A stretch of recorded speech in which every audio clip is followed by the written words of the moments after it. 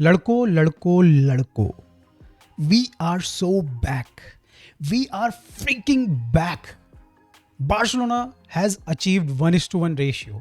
ऐसा हर कोई आउटलेट, हर कोई सोशल मीडिया के हैंडल राइट नाउ रिपोर्ट कर रहा है। और ये जो कहानी है दोस्तों 2021 से चली जा रही थी, और हर बार्सिलोना फैन हर समर और विंटर ट्रांसफर विंडो में यही प्रे करता था कि भाई कब खत्म होगा, हम लोग ये प्लेयर्स कब साइन कर पाएंगे naturally. And finally it seems that saga has been over.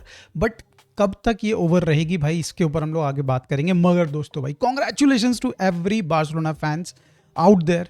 भाई साहब, ये जो अचीवमेंट है लिटरली भाई लपोर्ता की, and we actually need to thank him for this, because कहीं ना कहीं भाई लोगों, जिस मैच में बार्सिलोना थी भाई साहब, उस मैच में अगर कोई अदर क्लब होता और जिस तरीके का काम लपोर्ता ने किया है, डेफिनेटली भाई एटलीस्ट इन टर्म्स ऑफ भाई ये जो बुक्स को कवर करना और ये सारी चीज़ें करना, ये जो तिकड़मबाजी भिड़ाना और भाई ये 2 नंबर का काम करना, भाई ये लपोर्ता जैसा ही बंदा कर सकता था। इस मैच से बार्सिलोना को भाई लपोर्ता ही निकाल सकता है, and we as a Barcelona fan thank him for that. भले वो आदमी कितना ही नीच गिरा हुआ हो, मगर भाई वो काम बहुत कड़क करा है उसने इस पर्टिकुलर एरिया में। 2021 में जब बार्सिलोना ने 1.35 बिलियन यूरोस का भाई लोन लिया था ना, तब से भाई ये चीज़ें, ये 1:1 रेशियो हमारे गले पे पड़ गया था। आपने 1:1 सुना होगा, आपने 1:4 सुना होगा, 1:3 सुना होगा, आपने सुना होगा कि भाई बार्सिलोना की सैलरी 104% ज़्यादा है, जो कि भाई होनी चाहिए, आइडियल सैलरी होनी चाहिए, जो वेज लिमिट है बेसिकली बार्सिलोना की।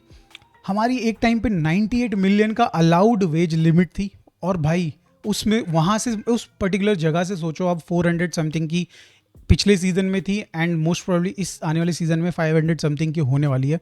5 गुना भाई अब अलाउड वेज लिमिट हो चुकी है हमारी, और कहाँ से कहाँ दोस्तों हम आ चुके हैं। मगर भाई ये जो न्यूज़ कल ब्रेक करी गई है, ये टेवाज ने भाई लपोर्ता को बताया है, और एकदम कान में चुपके से जाके बताया है दोस्तों। उसने लपोर्ता को बोला है कि भाई आपका क्लब एकदम अब फ्री है, 1:1 की जो चेन थी, जो मतलब बेड़ियाँ थी, उससे आज़ाद कर दिया गया है, और आप फ्रीली अब कोई भी भाई साइनिंग कर सकते हो। मेरे को बस एक प्रॉब्लम है दोस्तों इसमें, जब ये जब सुअर जैसी शकल का ये बंदा है ना, लिटरली ये टेवाज, जब ये बंदा ना बार्सिलोना की बुराई करनी होती ना, तो 7 मुल्कों की मीडिया बुला लेता है और 50 तरीके के इंटरव्यूज़ देता है, 50 तरीके के एलिगेशंस लगाता है बार्सिलोना पे। मगर जब बात आई कि भाई ये न्यूज़ ब्रेक करने की, तो कोई पब्लिक इंटरव्यू नहीं, कुछ नहीं, बस चुपके से लपोर्ता के कान में डाल दिया। अब भाई इसकी भी कोई गारंटी नहीं है ना दोस्तों, जो लपोर्ता ने जो सुना, और अभी तक एफसी बार्सिलोना ने भी कोई स्टेटमेंट नहीं निकाली, ना लालिगा की तरफ से कोई ऑफिशियल स्टेटमेंट है कि भाई बार्सिलोना 1:1 में है कि नहीं। तो अभी भी भाई हम फैंस जो भाई हम लोग लिटरली जिनकी भाई इतने सालों से ये हम वेट कर रहे हैं, और हमने हर बार भाई ये सुना है कि बार्सिलोना हो चुकी है, फिर देन बार्सिलोना नहीं है 1:1 रेशियो में। तो हम ये अब इस बार थोड़ा सा ये जो न्यूज़ बहुत अच्छी लग तो रही है सुनने में, बहुत मन कर रहा है कि भाई विश्वास कर लें, बट कहीं ना कहीं 1% तो भाई मन में डाउट रहेगा ही, जब तक ये लालिगा खुद ही नहीं बोल देती कि भाई 1:1 रेशियो में आ चुकी है बार्सिलोना। अगला क्वेश्चन दोस्तों आपके दिमाग में आ जाएगा कि आप बोलोगे कि ये अचीव कैसे कर लिया भाई बार्सिलोना ने इतनी जल्दी। तो दोस्तों इसमें कई सारे फैक्टर आ जाते हैं, जैसे कि 950 मिलियन यूरोस के हमने बिजनेस किया, जिसमें फ़ायदा कितना हो वो तो बात अलग आ जाती है। हमने 100 मिलियन की वीआईपी सीट सेल करी, जिसको भाई इस बार फाइनली जो क्रोए करके जो ऑडिटर है वो कंसीडर करने वाला है। पिछली बार नहीं किया था उसने, और जब किया था उसने तो भाई वो कुछ फ्रैक्शन ऑफ टाइम के लिए या फिर कुछ दिनों के लिए बार्सिलोना वाज 1:1 इनसाइड 1:1। तो मतलब अब कई सारे फैक्टर्स आ जाते हैं, प्लस नाइकी डील आ गई, प्लस आप कहीं ना कहीं चैंपियंस लीग में इतना डीप गए हो तो थोड़ा पैसा वहाँ से आ गया, आपने कुछ ट्रॉफीज़ जीती, आपने बिजनेस बहुत अच्छा किया, शर्ट्स भाई आप दबा के बेच रहे हो। तो आई थिंक भाई ये सारी चीज़ें फैक्टर इन करके आपको एक विंडो के जो 1:1 वाला विंडो था, 8 मिलियन का गैप था, वहाँ तक लेके आई। एंड देन भाई आपने क्या किया, एक one of the finest move जो क्लब कर सकता था कि आंसू फाती, जो कि बहुत बड़े चंक ऑफ सैलरी उठा रहे थे, उनका रीनेगोशिएट करके जो 2 साल का जो टेन्योर था कॉन्ट्रैक्ट का, उसको 3 साल में किया, और जो 8 मिलियन का गैप था, 7 मिलियन का गैप था, उसको आपने कहीं ना कहीं कम करवा के, और मतलब बेसिकली उसके वजह से कहीं ना कहीं बार्सिलोना इन सारे तरीकों से Barcelona is able to achieve 1:1 ratio. क्या बार्सिलोना यहाँ पे जुआन गार्सिया को जैसी साइन करती है, यानी रजिस्टर करती है, साइन तो ऑलरेडी कर चुके हैं, पे भी कर चुके हैं उसका रिलीज क्लब, क्या रजिस्टर करती है तो क्या बार्सिलोना 1:1 से बाहर हो जाएगी? That is a question, good question भाई, मुझे आइडिया नहीं इसका। एट द सेम टाइम जैसे हम आरसी पे करते हैं निको विलियम्स का और उसके बाद उसको रजिस्टर करते हैं, तो क्या उसके बाद क्या डेफिनेटली फिर से बाहर हो जाएगी? अनदर गुड क्वेश्चन भाई, मुझे मेरे पास उसका लिटरली आंसर नहीं है, बट कहीं ना कहीं अभी फिलहाल बार्सिलोना फ्रीली साइन कर सकती है अभी ट्रांसफर मार्केट में। 1:1 रेशियो में आपको पता ही है ना कि मतलब बार्सिलोना अगर किसी एक प्लेयर को 30 मिलियन में बेचता है तो साथ में फिर 30 मिलियन का प्लेयर वो उठा के खरीद के लेके रजिस्टर कर सकता है, no problem with that. Plus उसकी सैलरीज को भी कहीं ना कहीं कंसिडरेशन में लिया जाएगा, जाने वाला प्लेयर की सैलरी, आने वाला प्लेयर का सैलरी, क्या बार्सिलोना का बिजनेस इतना है कि भाई वो सैलरीज पे कर पाएगा कि नहीं कर पाएगा।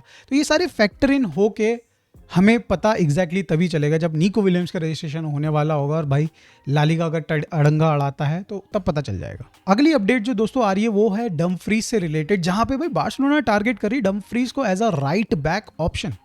25 मिलियन का रिलीज क्लॉज है, विच इज़ आई थिंक भाई सीरियसली भाई बहुत अच्छा, अगर देखा जाए तो पैसे जिस तरीके की क्वालिटी है, जिस तरीके का बंदा है, उस हिसाब से 25 million is a good money भाई, सीरियसली भाई। मतलब यहाँ पे किसी अदर क्लब को डेफिनेटली जाना चाहिए, बट बार्सिलोना को जाना चाहिए कि नहीं जाना चाहिए, हम उस पर बात करते हैं।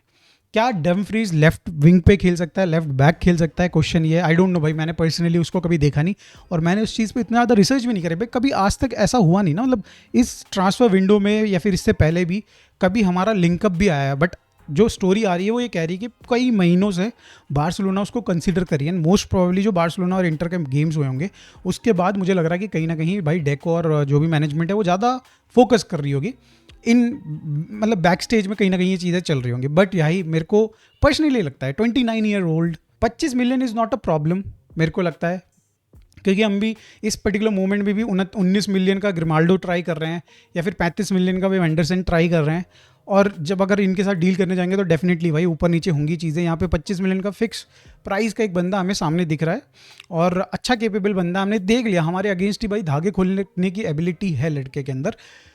बट फिर क्वेश्चन आता है कि उस पर्टिकुलर पोजीशन में हमारे पास दो बंदे हैं, बट वो दोनों नेचुरल राइट बैक नहीं है। कुंडे is not natural right back, उसको खिलाया जा रहा है 2-3 साल से भाई, बढ़िया खेल रहा है, no doubt about it. Eric Garcia ने जब कुंडे नहीं था उसकी एब्सेंस में बहुत बढ़िया खेला, but obviously he is not right back.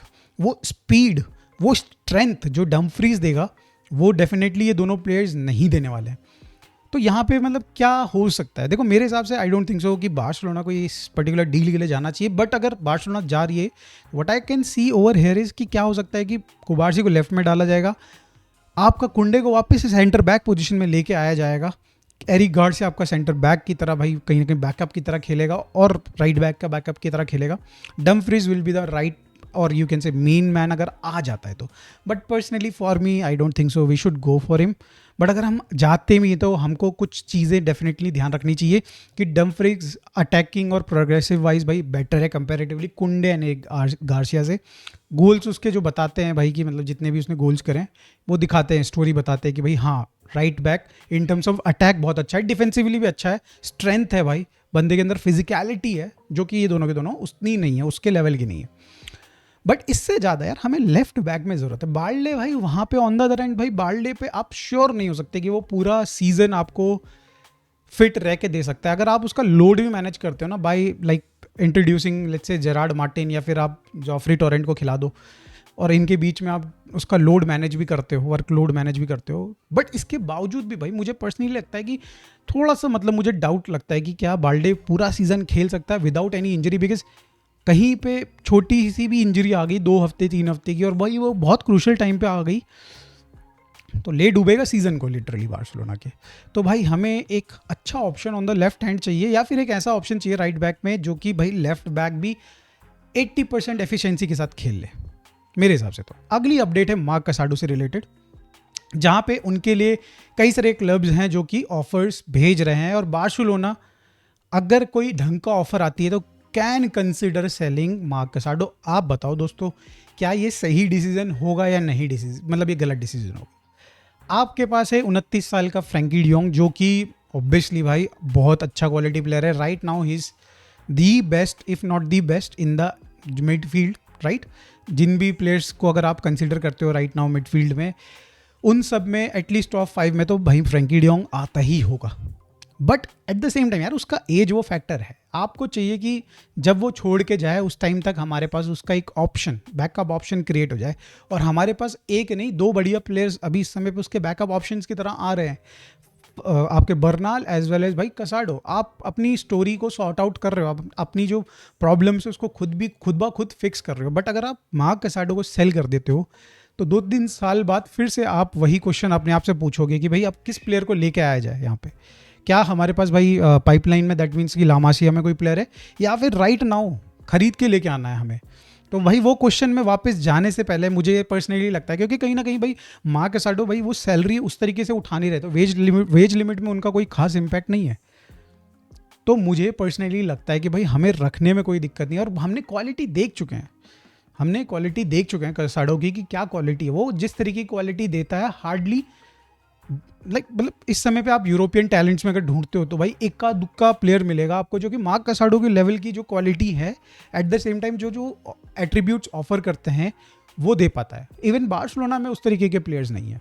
तो देखो दोस्तों, मेरे हिसाब से तो भाई ये बिल्कुल सेंसिबल नहीं है। अगर बार्सिलोना सेल करती है तो भाई it should be a huge amount like 90-80 million something like that, but उससे कम में तो भाई बार्सिलोना को सेल नहीं करना चाहिए। अगली अपडेट दोस्तों आ रही है इवान रैकिटिच से, one of the our finest midfielder. Obviously भाई बहुत ही अंडररेटेड। इनिएस्टा, ज़ावी, बुस्केट, इनके ज़माने में फैब्रेगास, इनके ज़माने में एक ऐसा प्लेयर था भाई जो आया बार्सिलोना में और भाई जिसने भाई ऐसे बैंगर्स पे बैंगर्स शॉट मारे हैं literally outside of the box से। कई क्रूशियल गेम्स में भाई उसके गोल की वजह से हम लोग जीते हैं।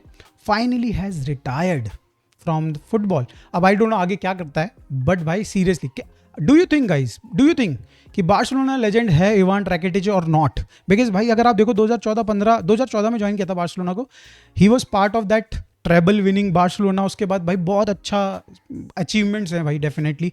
और बार्सिलोना के जो गोल्डन पीरियड था उसमें डेफिनेटली वो था। जब से वो गया है, कुछ की प्लेयर्स गए हैं, उसके बाद से बार्सिलोना फॉल ऑफ करना शुरू हुई है।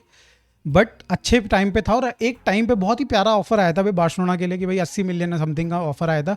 उस टाइम पे बेच सकती थी बार्सिलोना उसको, बट नहीं बेचा बिकॉज ऑफ ऑब्वियसली भाई जिस तरीके के गेम्स उसने प्रोड्यूस करके दिया था, भरोसा था। फिर उसका डिक्लाइन आना शुरू हुआ, फिर छोड़ के गया बार्सिलोना को। But my question to you is कि भाई बार्सिलोना लेजेंड है कि नहीं इवान रैकिटिच? प्लीज़ कमेंट में ज़रूर बताइएगा। मेरे हिसाब से तो दोस्तों उसकी अचीवमेंट्स कहती हैं कि भाई वो है। वीडियो अच्छी लगी होगी तो दोस्तों लाइक कर दीजिएगा, चैनल को सब्सक्राइब कर दीजिएगा। मिलते हैं दोस्तों नेक्स्ट वीडियो में। Thanks for watching, bye for now, take care.